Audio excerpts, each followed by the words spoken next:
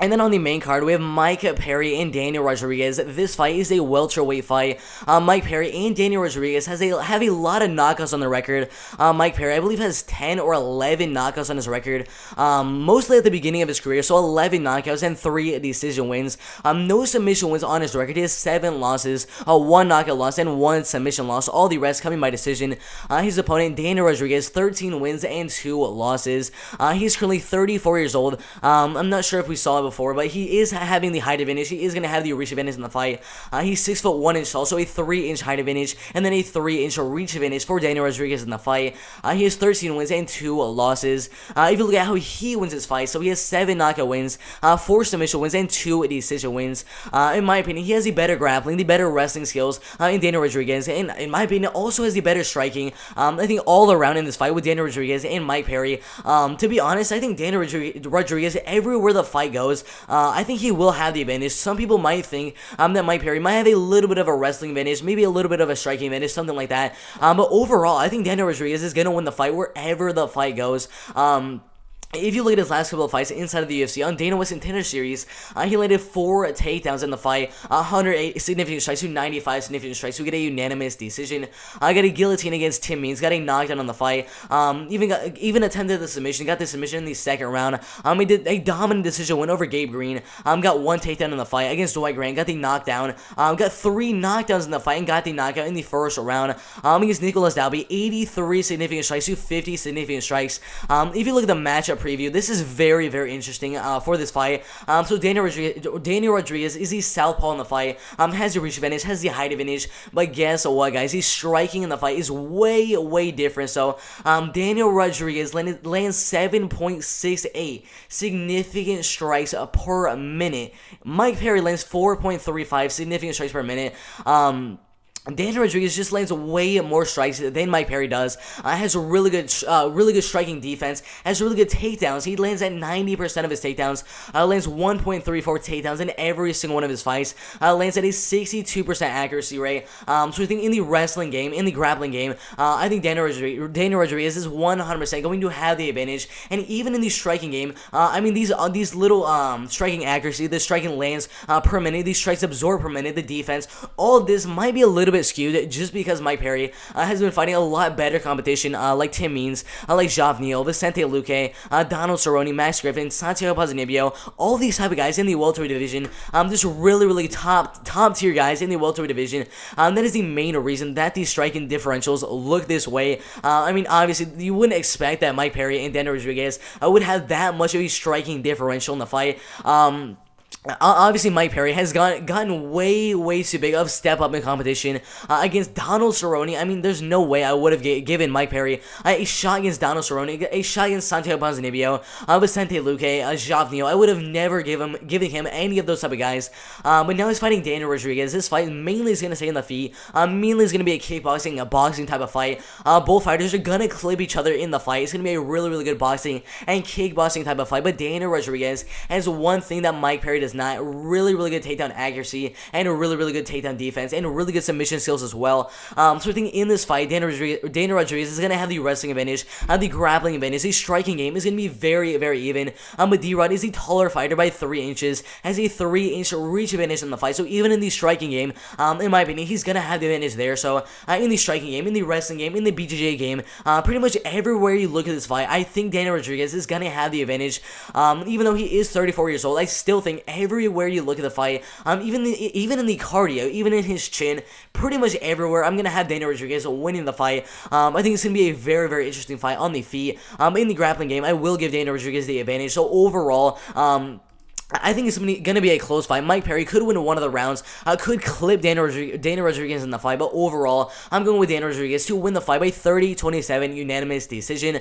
Nina Ansaroff and Mackenzie Dern, you guys are going to be really shocked with who I'm going to be picking in this fight right here. Early on, when I first saw this fight get announced between Mackenzie Dern and Nina Ansaroff, I immediately was like 100%. I'm going with Mackenzie Dern to win the fight by first or second round submission. Sorry, but guess what, guys? I'm switching up my prediction. I'm going Nina Ansaroff to win the fight, and this is why. Nina Ansaroff, 10 wins and 6 losses. Her last fight was Tatiana Suarez, an absolutely amazing wrestler. Lost fight by unanimous decision. Before that, beat Angela Hill, beat Claudia Gadelha, Randa Marcos, Jocelyn Jones, Leibarger. If you look at all these stats in the fight, she was doing really good in the striking game. 100%. If this fight stays on the feet with Mackenzie Dern and Nina Ansaroff is gonna win the fight 100%. But if you look at Nina Ansaroff's couple of fights against Claudia Gadelha and Angela Hill, against Angela Hill, 143 significant strikes to 107. So a really good dominant win over there against Angela Hill. Against Claudia Gadelha, 96 significant strikes to 49 significant strikes. All these 4 wins right here inside of the UFC are all dominant wins inside of the UFC. She's an amazing striker. And then Mackenzie Dern, not really the best striker in my opinion. If you look right here, so Nina Ansaroff, 4.81 significant strikes landed per minute, landing at a 47% striking accuracy, 3.55 strikes landed on her per minute. And Mackenzie Dern has a little bit better striking defense. Her striking is definitely nowhere near Nina Ansaroff's striking game. So if this fight stays on the feet, Nina Ansaroff is gonna win the fight. And the reason that I think this fight is gonna stay on the feet is because Mackenzie Dern, in most of her fights, the reason that the fight gets to the ground and she does get the submission is because her opponents kind of let her get the fight to the ground. They make mistakes getting the fight to the ground. Verna Jandiroba went for the takedown on Mackenzie Dern, got the fight to the ground. Randa Marcos got the fight to the ground on Mackenzie Dern. After Mackenzie Dern kind of tripped or something like that, Randa Marcos got on top of her and kind of gave up that armbar submission from the bottom. Hannah Cifers pretty much did the same exact thing. Mackenzie Dern kind of just laid on the ground, and then Hannah Cifers just went to her, which is a really bad idea. Nina Ansaroff is definitely not gonna do that in the fight. I think Nina Ansaroff is going to play this fight really safe, trying to keep distance in the fight, trying to keep the fight on the feet 100%. She does have the reach advantage, she does have the height advantage in the fight. In the striking game, she 100% is going to have the kickboxing, the boxing, the Muay Thai, all those advantages in the striking game in the fight. The grappling game, obviously, is going to go to Mackenzie Dern, but because Mackenzie Dern, if you look right here, has 5% takedown accuracy, it's going to be really hard to take down Nina Ansaroff, considering Nina Ansaroff has 77% takedown defense, which is a really good takedown defense, considering that she's fighting Mackenzie Dern that doesn't really have a good takedown of her own. So I think this fight is going to stay on the feet. I think Mackenzie Dern could possibly get the fight to the ground, but her takedowns are really not too good. If she gets the fight down, she's going to win the fight, but if the fight stays on the feet, Nina Ansaroff is going to win the fight, and I think the fight is going to stay on the feet because Mackenzie Dern just does not have the really good takedowns of her own, and Nina Ansaroff has really good takedown defense, so I think the fight is going to stay on the feet, and Nina Ansaroff is going to win the fight by 30-27 unanimous decision. After that, we have a really good middleweight fight. We have Sam Alvey and Julian Marquez. Sam Alvey has not really been doing too good, 33 wins, 14 losses, and 1 draw. He's currently 35 years old, pretty much, 6'2" tall, has a reach advantage at 76 inches. Julian Marquez a little bit younger, in the prime of his MMA career at 30, almost 31 years old, 6'2" tall, a little bit smaller reach than Sam Alvey in the fight at 72 inches. They both have a lot of power in their hands. Guess what, guys? Sam Alvey has 20 KO TKO wins in his entire MMA career, 20 KO TKO wins, 3 submission wins, and 11 decision wins. Julian Marquez has finished every single one of his fights, 8 wins and 2 losses, 5 KO TKO wins, 3 submission wins. Out of his losses, both coming by decision. He's never been finished in his professional MMA career. Sam Alvey, 33 wins, 14 losses, and 1 draw. If you look at his losses, let's see right here, 11 losses by decision, 3 losses by knockout, and 1 loss by submission. That is the main reason I'm going to say that this fight is going to go all the way, because Julian Marquez has never been finished in his professional MMA career. And then Sam Alvey has only been finished by KO TKO only 3 times in his MMA career. So I think this fight is most likely going to go all the way. And either Sam Alvey or Julian Marquez is going to win the fight by unanimous decision. But as you guys know, Sam Alvey has not been doing good recently. A draw with Dong Jung, a split decision loss against Ryan Spain. He lost against Clinton Abreu, Jimmy Crew, Antonio Rosario Nogueira. Beat not really too good fighters in the middleweight and light heavyweight division in Marcin Prachnio and Gian Vellante. Lost to Ramazan Ameev, Tyler Leites. I mean, none of this really matters, so we're kind of just focusing on this fight with Julian Marquez and Sam Alvey. We don't really need to look at those past fights in Sam Alvey's career, because all we really know is this fight is gonna stay on the feet. Julian Marquez and Sam Alvey are gonna want to keep the fight on the feet and try to get a knockout in the first or second round, but I don't think either fighter is gonna get a knockout. Both fighters have pretty good chins in their arsenal. Sam Alvey only getting knocked out 3 times in his professional career. Julian Marquez never being knocked out. That is really good chin from Julian Marquez in most of his fights. But I think this fight's going to be really interesting because Julian Marquez, in those later rounds, does not really have too good cardio. He still has a lot of heart. We saw in the last fight with Micah. He was definitely losing the fight, but came back in the third round, and he rallied to get a really good knockdown, get the fight down, and get that anaconda choke submission, I believe, with really like 45 seconds left in the fight. Really amazing comeback victory there for Julian Marquez in the fight. But Sam Alvey has really good striking, has a lot of knockout power in his fights, 20 KO TKO wins. I think this fight is going to stay on the feet. I think Sam Alvey could potentially win the fight by 29-28 unanimous decision. Julian Marquez can also win the fight by 29-28 unanimous decision. I think the fight in the striking game is going to be really close. I think Sam Alvey is a lot slower of a striker. Julian Marquez lands a little bit faster than Sam Alvey does in most of his fights. I think Sam Alvey has more of an opportunity to get a KO, to get a TKO in the fight, but Julian Marquez has more of an opportunity to land those faster strikes, to land more strikes than Sam Alvey. I think either way, this fight goes, I think Julian Marquez will win by decision, or Sam Alvey will win the fight by first or second round knockout. But because Julian Marquez is a much faster striker than Sam Alvey in the fight, I think he will win the first and second round. Kind of gas out in the third round. Sam Alvey will come back, landing a lot of good shots on Julian Marquez in the third round. But overall, I think Julian Marquez will hang on in the third round, make the fight go all the way, and I think Julian Marquez will win the first and second round to ultimately win the fight by 29-28 unanimous decision in a really close middleweight fight right here. Again, this fight is a really close fight. Do not count out Sam Alvey, because he has a lot of power in his hands. Even being 35 years old right now, has a lot of power in his hands still, even though he's on a 4-fight losing streak with a draw to Down Jung. Never can't count out Sam Alvey in the fight, but I'm going with Julian Marquez to win the fight by 29-28 unanimous decision. Aliaskhab Gazirov and Kyle Dawkins. Kyle Dawkins, the 51st best middleweight fighter in the world, 10 wins and only 1 loss to Brendan Allen around 9 months ago. He's 28 years old, has a humongous height advantage, has a humongous reach advantage, 6'3" tall. Aliaskhab Gazirov is currently 5'9" tall and has a reach of 74 inches. You can already see right here the height and the reach disparities from Kyle Dawkins and Aliaskhab Gazirov. I mean, a 6-inch height advantage and a 2-inch reach advantage. That is a really insane height and reach differential in the fight. But if you guys have seen a couple of Aliaskhab Gazirov's fights, he's really relentless with going for takedown after takedown over and over again. He's striking. He just goes for so many strikes. I believe if he stays in the UFC for long enough, he's going to be landing like 10 strikes per minute. I mean, he's just so relentless with the amount of strikes he lands, with the amount of strikes he throws, with the amount of takedowns he goes for. Once he gets you down, he's relentless with his ground and pound. He lands so many strikes on the ground. He has really good submission skills, a really good ground and pound. Most of his fights coming by decision and KO TKO. 5 KO TKO wins and 5 decision wins and 3 submission wins. Has really good ground and pound, a really good cardio as well. Has a pretty good right hand, but I think most likely if Aliaskhab Gazirov is going to win the fight, it'd be by TKO in the first or second round. And if Kyle Dawkins were to win the fight, it'd be by decision or first round submission, because he has really good submission skills. 10 wins and 1 loss, 8 wins by submission, mainly by Darce choke and rear neck choke submission inside of CFFC and Dana White's Contender Series. So 8 submission wins and 2 decision wins, with his only loss coming to Brendan Allen, I believe, by 29-28 unanimous decision. It's a really close fight. A lot of people are going Kyle Dawkins. A lot of people are going Aliaskhab Gazirov to win the fight. It is a really close fight. So 69% going Gazirov and 31% going Dawkins in the fight. It's really close, because if the fight stays on the feet, Kyle Dawkins will have the height advantage, will have the reach advantage, could use that to kind of keep range and win the fight that way, making this a more technical fight in the striking game, and try to win the fight by 29-28 unanimous decision in the striking game. But Aliaskhab Gazirov has really good takedowns. He's relentless, as I said multiple times in this video.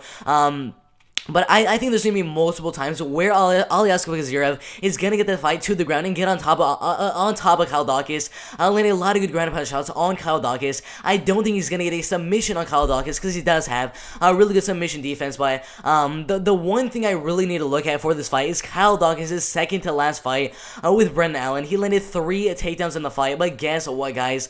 Brendan Allen ended up reversing the position 4 times in the fight, getting back on top of Kyle Dawkins. Dawkins, and that is one thing that kind of worries me with Kyle Dawkins in the fight, because once he gets you down, he doesn't really keep you there. He keeps you down, goes for his submissions, but every now and then his opponents reverse and get on top of him, and that's gonna be really, really dangerous for a guy like Aliyazkab Kazyrev, because if Aliyazkab Kazyrev reverses the position and gets on top of Kyle Dawkins, he's going to get the TKO, or he's going to dominate you. He's going to kind of diminish that cardio from you. He's going to land a lot of good shots, go for some submissions, and kind of ruin your spirits after that point.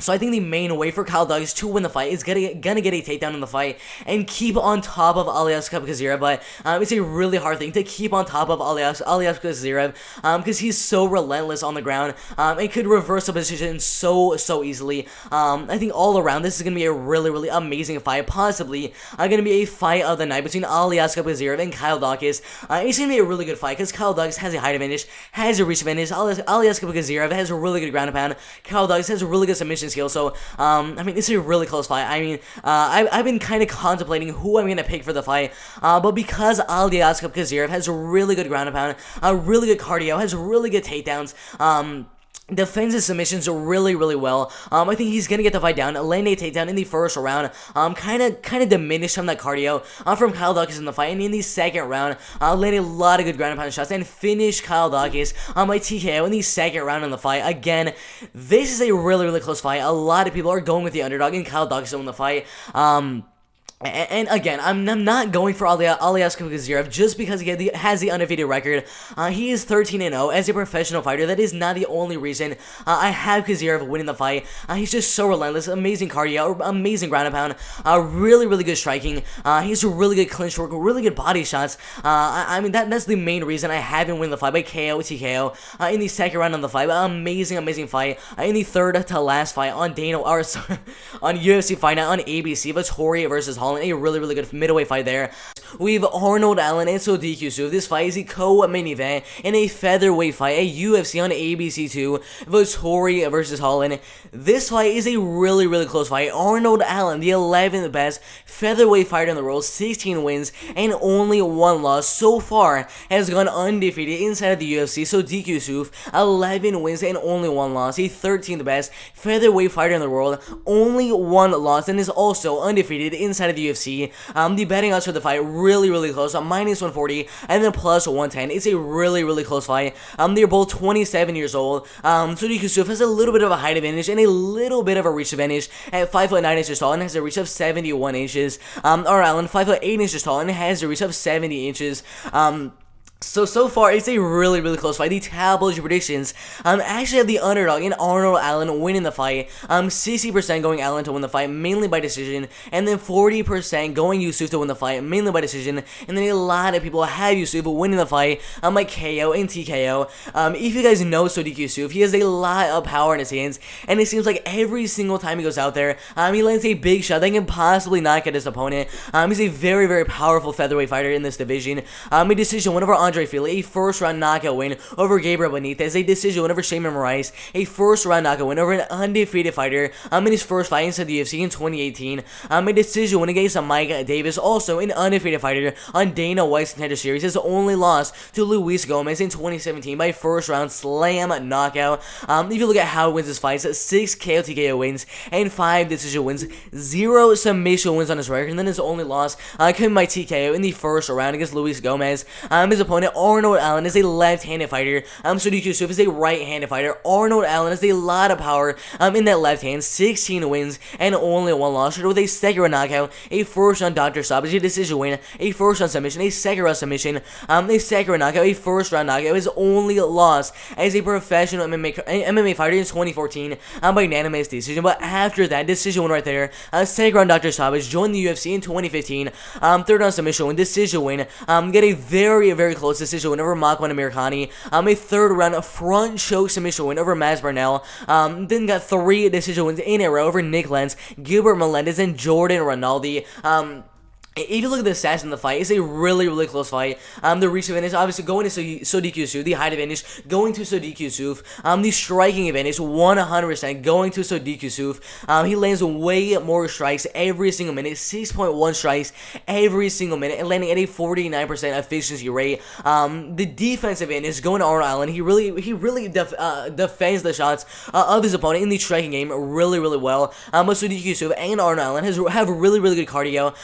In this striking game, it's going to be really interesting because Sodiq is going to go for a lot of shots in the fight. He always goes for so many strikes in his fights.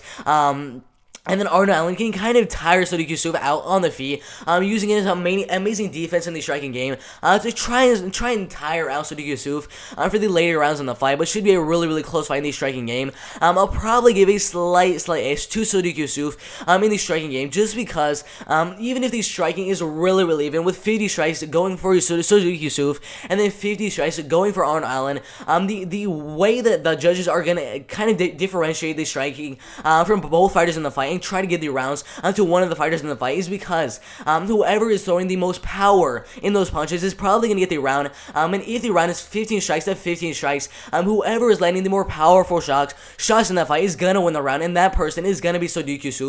He's just so much more powerful of a fighter than Arnold Allen is. But in the grappling game, obviously Arnold Allen is going to have the advantage. Lands 1.36 takedowns in every single one of his fights. Landing a 52% takedown accuracy, and 76% takedown defense.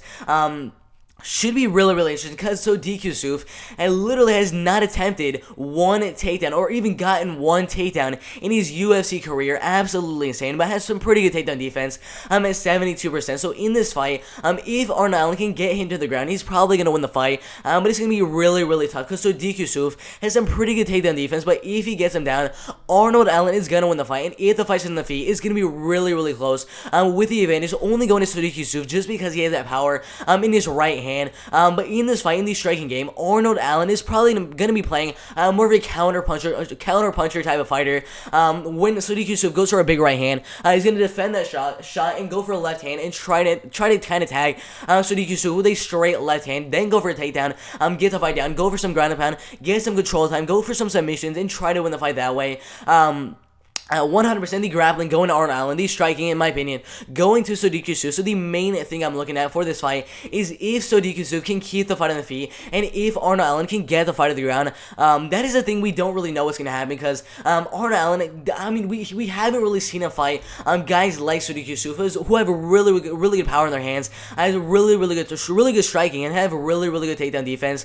So overall, I'm going to say the fight's going to stay on the feet for the most part. I think there's going to be 1 point in the fight where Arnold Allen may get the fight to the ground, may control that fight, and maybe win that round. But I think that is going to be the only round that Arnold Allen is going to win in the fight. Overall, this other 2 rounds, Sodiq is going to be doing really good in the striking game. And overall, I think Sodiq is going to win 2 of the rounds. 1 of the rounds is going to go to Arnold Allen just because of his wrestling and grappling advantages. I think this fight is going to go all the way. Possibly we see a knockout from Sodiq, but overall, I think the fight's going to go all the way. Sodiq is going to use that power. I'm going to use his takedown defense. Is going to use his striking. His speed, his efficiency in the striking game, his cardio. I mean, all these advantages going to Sodiq. The only area I see Arnold Allen winning the fight is in the counter punching game, and using those counters to try to get a takedown, get the fight down, go for some submissions, some ground and pound, some control time, and win the fight that way. But overall, I think Sodiq is gonna keep the fight on the feet and win the fight in a really close back and forth fight by 29-28 unanimous decision.